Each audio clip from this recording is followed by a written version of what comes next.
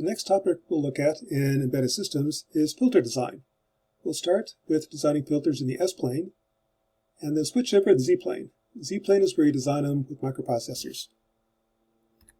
Starting out, any circuit that has inductors and capacitors in it is described by differential equations. That comes from the current voltage relationships for inductors and capacitors, where for inductors, the voltage is proportional to the derivative of current, and for capacitors, the current is proportional to the derivative of voltage. With Laplace transforms, the assumption is that all functions are in the form of e to the st. What that does for you is when you take the derivative, I get s e to the st, or s times y. So with Laplace transforms, I've converted calculus into algebra. And the assumption is that algebra is easier than calculus. Also note that s means derivative, so sy means the derivative of y. With that, I can take a differential equation and convert it into an algebraic equation in S. For example, if I have this cubic equation, I will substitute. S means derivative, so s cubed is the third derivative of y, s squared is the second derivative of y, and so on. Now solve for y, and have y as a function of s. This function right here is called the transfer function. That's the gain from x to y, where s means derivative. And this also works both ways. Given a transfer function, that represents a differential equation. If I cross multiply, then substitute s means derivative, this transfer function corresponds to the following differential equation. So anytime you see s, think differential equation. Now to analyze a filter, we have a sinusoidal input. The trick is that g of s is the gain at all frequencies. If I have a specific input, I'll substitute a specific s, where s goes to j omega, express the input in phasor form, where the real part is cosine, sine, or the imaginary part is minus sine, then the output is just gain times input. For example, if I have the following filter, where the input is a sine wave, the way I analyze it is convert to phasors. The phasor representation for x is 2 minus j3, the real part is cosine, minus j is sine. This is the gain everywhere. All I care about is what's the gain at s equals j4, the frequency where the input is. Analyze the j4, and I get a complex number times x, in phasor form is also a complex number. The result is a complex number. What that number means is the real part is cosine, minus j is sine. So the output for this filter, where the input is x, is 2 cosine 4t plus 3 sine 4t, is this. If you have multiple inputs, the trick is to use superposition. All sine waves are orthogonal. If I have multiple inputs, treat it as separate problems.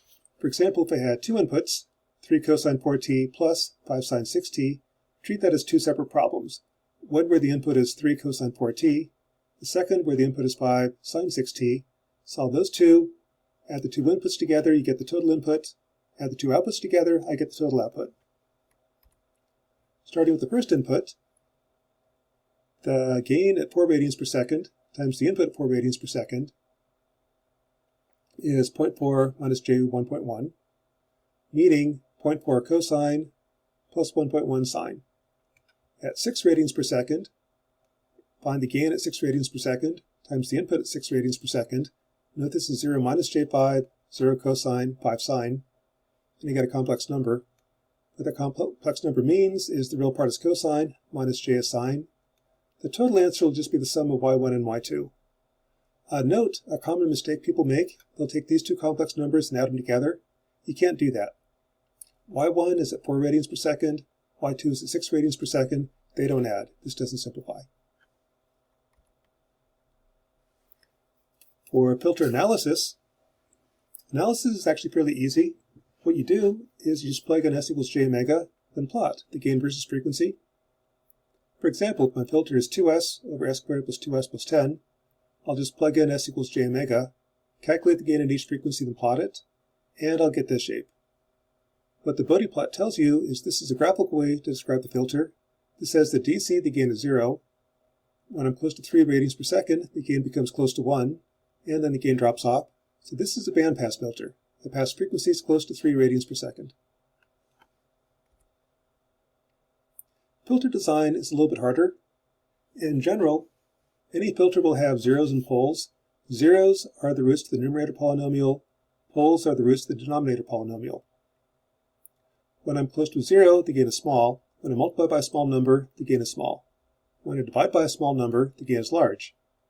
So graphically, what you're doing is, on a filter, the gain is the distance from j omega to your zeros divided by the distance to the poles. Or basically, rule of thumb for filter design is place the poles, your frequencies want to keep the gain small, and place the zeros by the frequencies we want to keep the gain small, and place the poles by the frequencies we want the gain to be large. And there's several different types of filters. A low-pass filter passes low frequencies. A high-pass filter passes high frequencies. And a bandpass filter only passes frequencies in a certain region. So the number of poles the filter has is the filter order. In general, the more poles you have, the better the filter. There's a couple different types of filters. An RC filter is a filter that has real poles. RC filters are easy to build. I can implement that with just a resistor capacitor, hence the name. The problem with them is they're not very good filters. For example, if I want to build an RC filter with a corner at 10 radians per second, if I have one pole, it's not very selective. As I add more and more poles, the gain drops off at high frequencies, which is good.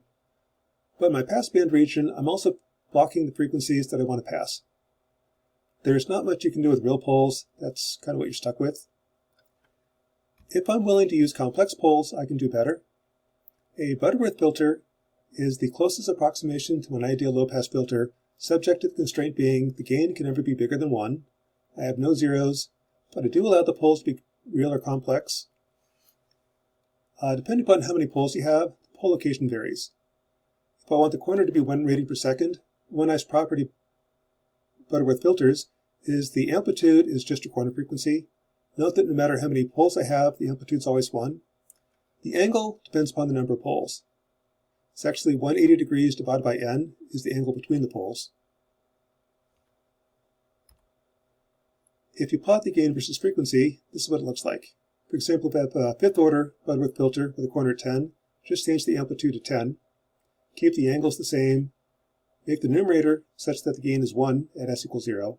And you get the following fifth order filter. That's the fifth order Butterworth low-pass filter. Note that Butterworth filters are far better than RC filters. The gain is much flatter out to the corner, then drops off. They're not perfect, however. The gain does drop off once you get around 8 radians per second. A Chebyshev filter is similar to a Butterworth filter, except that now I'm allowed a slight resonance. Butterworth filters are nice because there's only one Butterworth filter, hence they're very common on tests. Chebyshev filters can do better, but there's an infinite number of Chebyshev filters. Depends upon how much resonance you're allowing. If I allow the resonance or the max gain in the passband region to be 2%, then I wind up with these poles. Note that they're similar to a Butterworth filter. For a fifth order Butterworth filter or Chebyshev, I have one real pole, two complex ones. What happens though is the pole at 1 gets pushed in, the other poles get stretched out. So on a Chebyshev filter, the poles are kind of on an ellipse. What the frequency response looks like for a Chebyshev filter, when they have 2 poles, 3 poles, 4 poles, or in red, 5 poles. Note that for Chebyshev filters, the gain is much flatter out to the corner, then it drops off. Chebyshev filters are a little bit harder to design, unless you just use a lookup table. That's what I do. But they do behave much better. Third way to design a filter is let Matlab design it for you. Using fmin search, I can have Matlab find the parameters for filter to minimize some cost function. And here I'll choose the cost function to be what's the difference between the filter's frequency response and my desired response. For example, if I want to build a filter that has a corner at 4 radians per second, I could use the following cost function. I'm going to pass A, B, C, D, E. Matlab is a vector language, so I'll pass the data in a vector, Z. My ideal filter has a gain of 1 for frequencies less than 4. What A, B, C, D, E mean is this is the gain versus frequency. The difference in the two is the difference between what the gain should be, what it actually is, and return the sum squared error.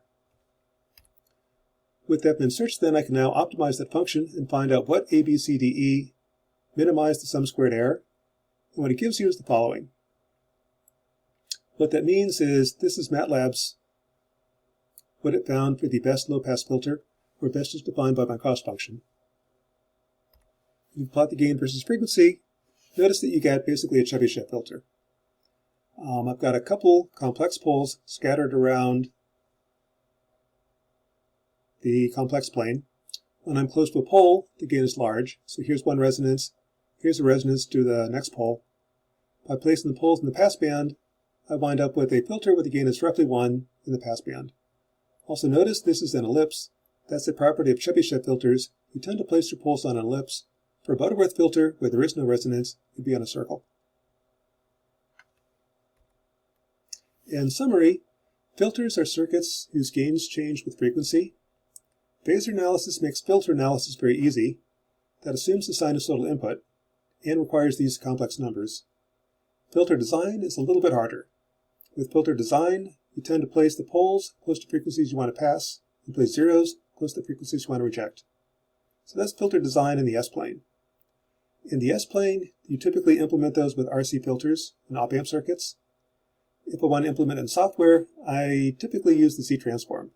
That'll be our next lecture.